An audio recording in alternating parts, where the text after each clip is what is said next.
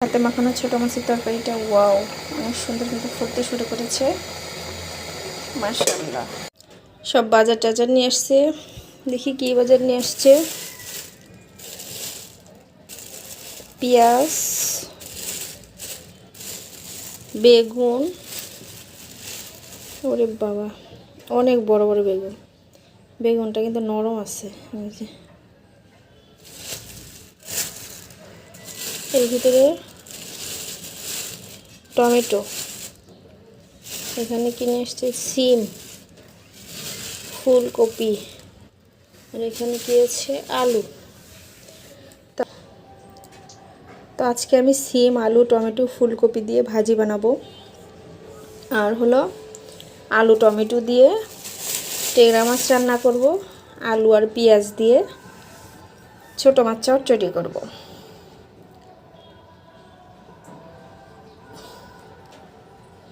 ছোটো মাছের তরকারি রান্না করব। এখানে দিয়ে দিচ্ছি আমি সবজিগুলো।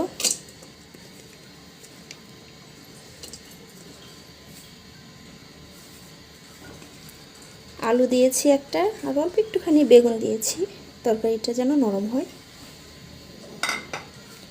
তো আমি এখন দিয়ে দেব এর ভিতরে হলুদ,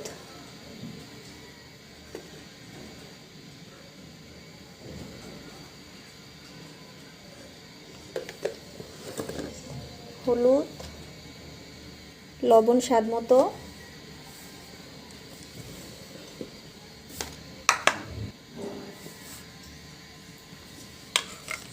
দিয়ে দিব রসুন বাটা, অল্প একটুখানি জিরা বাটা দিয়ে দিচ্ছি। দিয়ে দিব পেঁয়াজ কুচি, দিয়ে দিচ্ছি কাঁচামরিচ ফালি,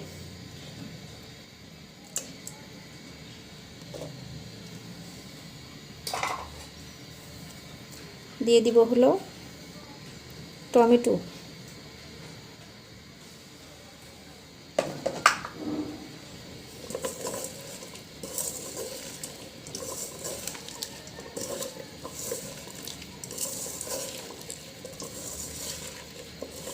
এমনভাবে মাখাবো যেন মনে হয় যে তরকারিটা এখনই হয়ে গেছে, তাহলে কিন্তু ছোটো মাছের আসল স্বাদটা পাওয়া যাবে।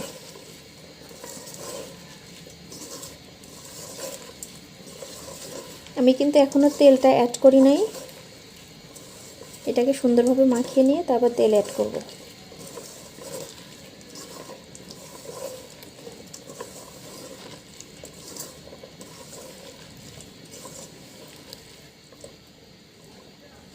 এই যে কত সুন্দর করে মাখিয়ে নিলাম। এখন আমি এর ভিতরে তেলটা অ্যাড করব।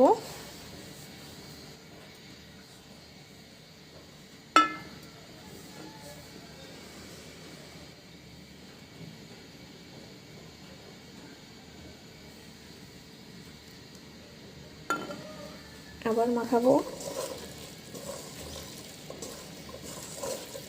পাঁচমিশালি ছোটো মাছ দিয়ে কার কার এরকম হাতে মাখিয়ে ছোটো মাছ রান্না খেতে পছন্দ, অবশ্যই কিন্তু কমেন্ট বক্সে জানাতে ভুলবেন না। ও এত সুন্দর একটা ফ্লেভার বের হয়েছে, মাশাআল্লাহ।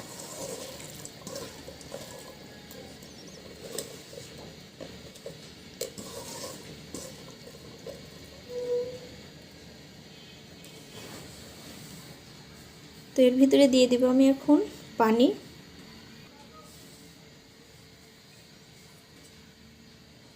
গরম পানি দিয়ে দিচ্ছি।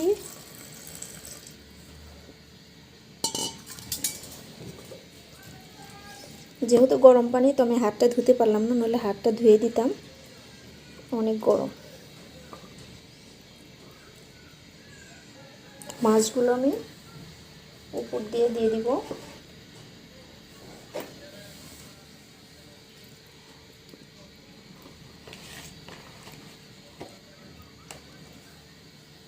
পাঁচমিশালি ছোটো মাছ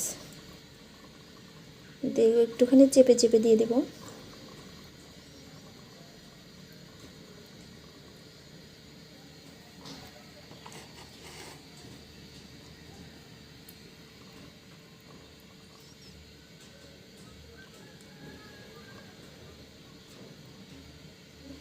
মাশাআল্লাহ। এই যে আমার ছোট মাছের হাতে মাখানো তরকারিটা মনে হচ্ছে যে এখনই হয়ে গেছে, তাই না? কিন্তু না, এটা রান্না করতে হবে। এখন চুলায় বসিয়ে দিই। দেখি তো আমার হাতে মাখানো ছোট মাছের তরকারিটা, ওয়াও, অনেক সুন্দর কিন্তু ফুটতে শুরু করেছে। মাশাআল্লাহ।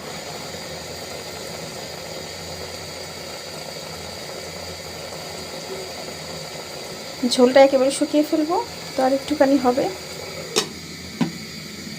ফাইনালি হাতে মাখানো তরকারিটা কিন্তু হয়ে গেছে। মাশাআল্লাহ, দেখতে যেমন সুন্দর দেখা যাচ্ছে, খেতেও কিন্তু অনেক অনেক মজা ছিল। আলহামদুলিল্লাহ আলহামদুলিল্লাহ। তো বন্ধুরা, আজকের রেসিপিটা যদি তোমাদের কাছে ভালো লাগে অবশ্যই কিন্তু লাইক কমেন্ট করতে ভুলো না। আর নতুন হয়ে থাকলে অবশ্যই ফলো দিয়ে পাশে থেকো। আজকের মতো এ পর্যন্তই, বিদায় নিচ্ছি। আল্লাহ হাফেজ।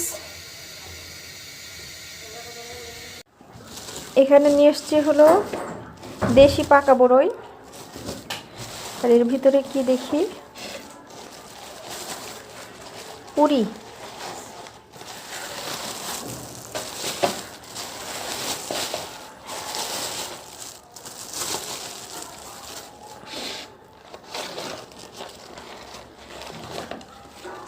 এই পুরিগুলো আমার কাছে অনেক মজা লাগে, যে পুরে ভরা একদম। আর এখানে দিয়েছে শসার সালাদ।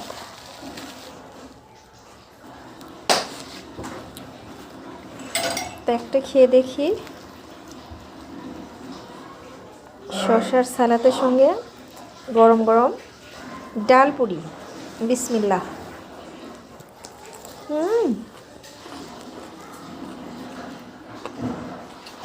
অনেক মজা।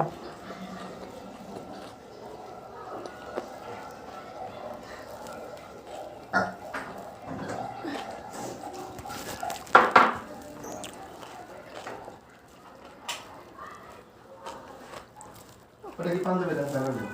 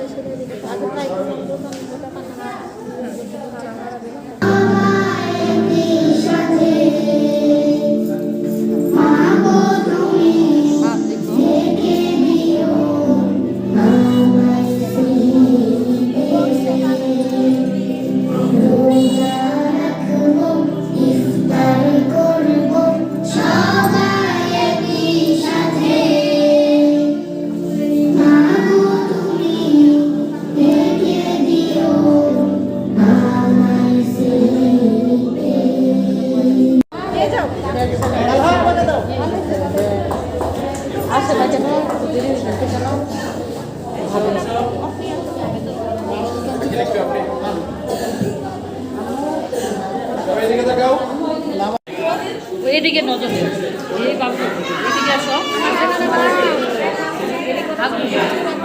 এই ছেলে নাই,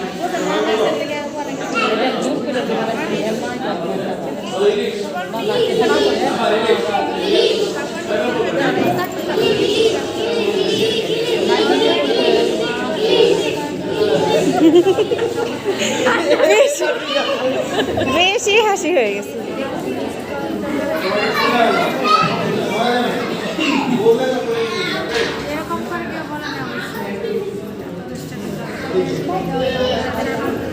একটা ছবি না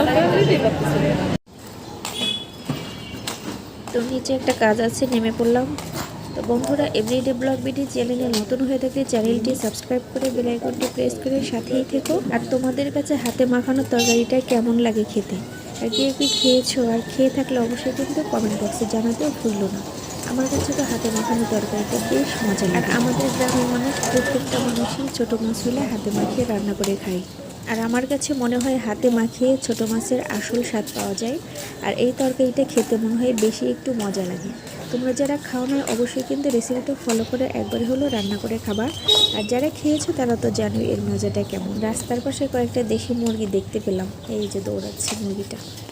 দোকানের পাশে সব সময় দেখে মুরগিগুলো থাকে, হয়তো এই দোকানদারদের বাসায় মুরগিগুলো, যাদের নিচতলা বাসা তারা মুরগি পালতে পারে, যারা ফ্ল্যাট বাসায় থাকে তারা তো ছাদেই উঠতে পারে না, মুরগি পালবে কোথা থেকে। এরকম বিজি রাস্তায় হাঁটা কিন্তু অনেক মুশকিল, একেতে রাস্তা ভাঙা, আবার এখানে সেখানে চিপা চিপা পানি জমে থাকে।